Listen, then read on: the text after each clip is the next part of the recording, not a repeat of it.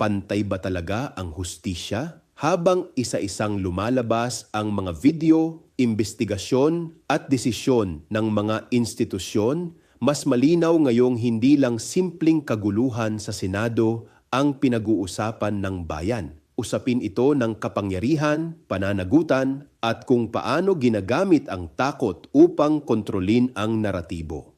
May mga nagpaputok kahit wala raw agarang banta. May mga gustong umiwas sa pananagutan habang hinihingi ang proteksyon ng batas. May mga ordinaryong mamamayan na mabilis mahatulan. Ngunit kapag makapangyarihan na ang sangkot, biglang nagiging mabagal, komplikado at maingat ang sistema.